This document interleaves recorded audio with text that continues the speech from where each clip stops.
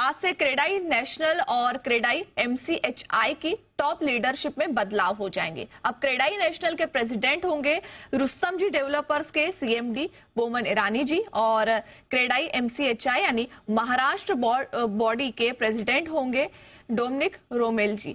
हम आपको सीधा ले चलते हैं हमारे सहयोगी दीपक यादव के पास, जो इस वक्त मौजूद है नए लीडरशिप के साथ। तो दीपक, हम देख रहे हैं कि नए लीडर्स के साथ वहां आप मौजूद हैं। सबसे पहले ये बताइए कि ये बदलाव होने की वजह क्या है और आगे का व्यू क्या होगा। बिल्कुल भावना, जिस तरह की हम देखते हैं कि हर 2 साल में क्रेडाई की जो टॉप लीडरशिप है वो चेंज होती है। इस बार भी बदलाव हुआ है क्रेडाई नेशनल में भी और क्रेडाई एमसीएचआई में भी। तो महाराष्ट्र क्रेडाई और नेशनल क्रेडाई दोनों में ही बदलाव हुआ है। हमारे साथ दोनों प्रेसिडेंट हैं। हमारे साथ बोमन ईरानी जी हैं जो अभी तक प्रेसिडेंट इलेक्ट थे, अब प्रेसिडेंट हैं, और हमारे साथ डोमिनिक रोमेल जी हैं जो कि अभी तक प्रेसिडेंट इलेक्ट थे एमसीएचआई में, अब प्रेसिडेंट हैं। तो जानने समझने की कोशिश करते हैं कि अब रियल एस्टेट, चाहे नेशनल का हो चाहे वो महाराष्ट्र का हो, उसमें क्या कुछ चुनौतियां हैं जिनको ये दूर करने की कोशिश करेंगे। क्या रणनीति होगी जिससे रियल एस्टेट को और बेहतर और पारदर्शी और बेहतर तरीके से किया जा सके। तो बमन सर और डोमिनिक सर, बहुत बहुत स्वागत है आपका जी बिजनेस पर और बहुत सारी शुभकामनाएं आपके इस नए जिम्मेदारी के लिए।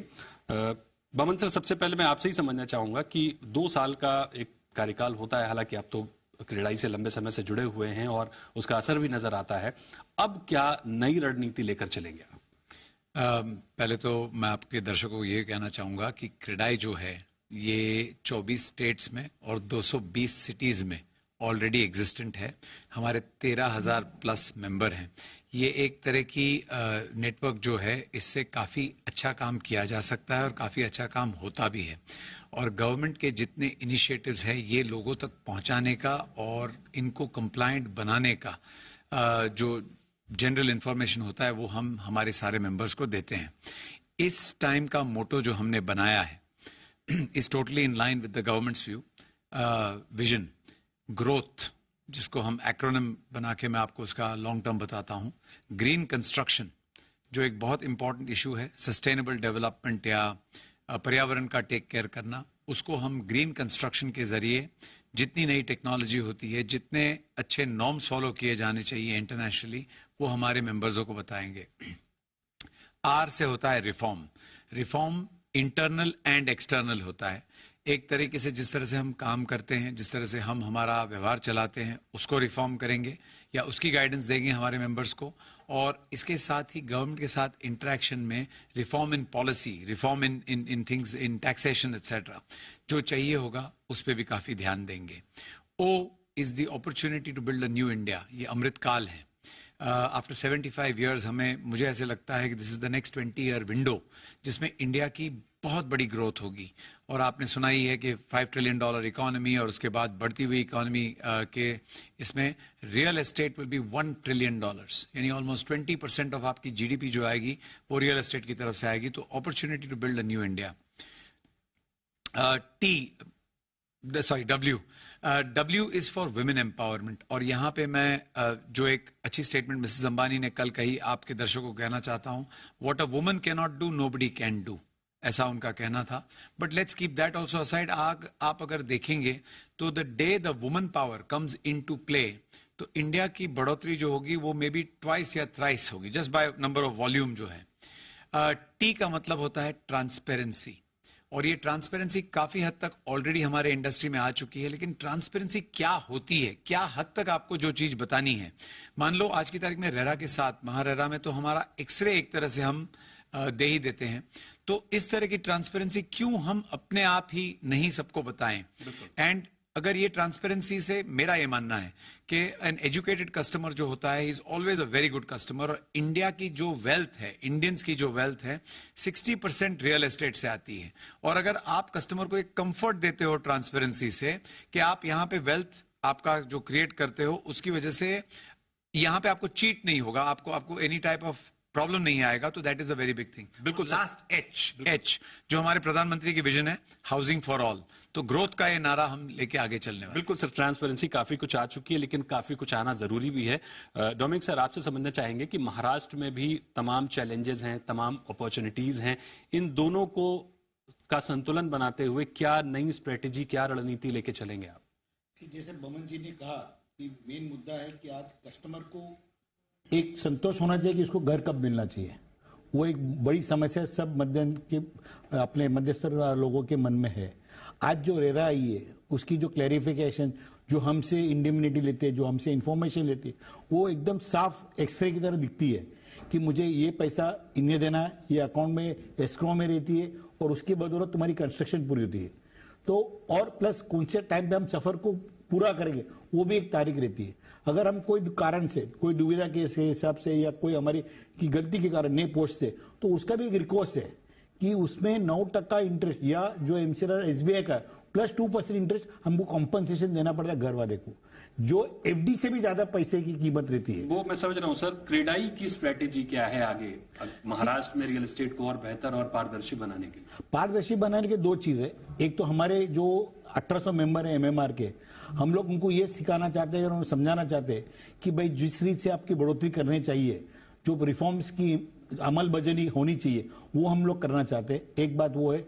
दूसरी बात जो है, जो आज स्टेट में आज अपन जो कर रहे हैं एक पर्टिकुलर कंप्लीशन टाइम, वो कम से कम समय में और अच्छे घर बांध के वो कस्टमर को सेटिस्फाई करने की कोशिश हमारी है। बिल्कुल। बमन सर, मेरा एक और सवाल आपसे ये होगा कि अभी 18 तारीख को सीआई एक इवेंट कर रहा है जिसमें जो स्टक प्रोजेक्ट हैं, जो अटके हुए प्रोजेक्ट हैं, उनको पूरा करने का प्रयास हो रहा है और ये स्टक प्रोजेक्ट की प्रॉब्लम पूरे देश में है, क्रेडाई पूरे देश में है।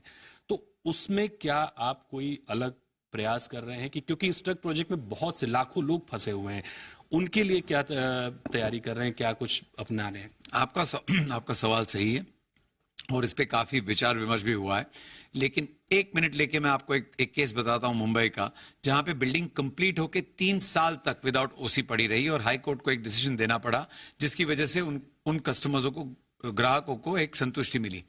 वैसे ही बहुत सारे स्टक प्रोजेक्ट्स जो आज की तारीख में हैं, इसमें बहुत सारे इसलिए हैं because of the change in rules जो आधे रास्ते में आ गए या सर्टन कंप्लायंसेस जो नहीं किए गए थे।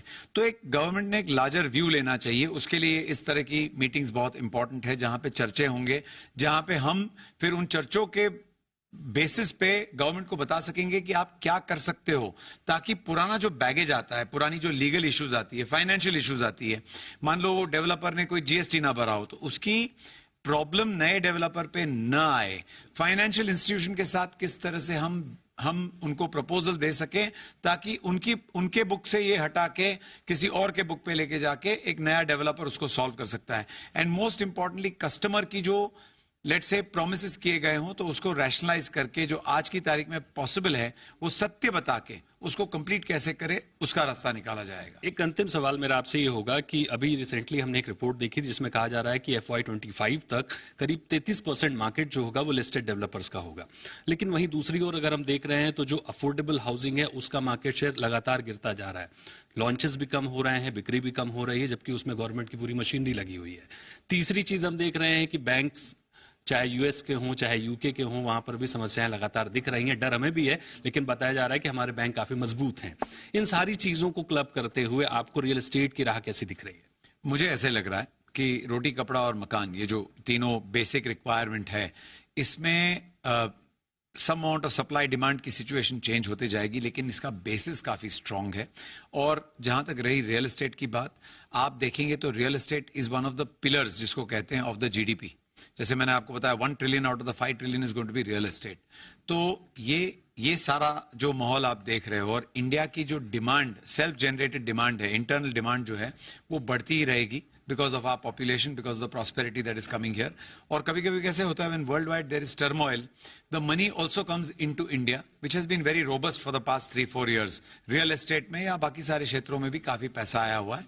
इससे overall prosperity, if India can continue to be the peaceful country that we are, तो peace brings prosperity, और ये prosperity की वजह से सबकी requirements बढ़ती रहेगी और housing का demand बढ़ता रहेगा।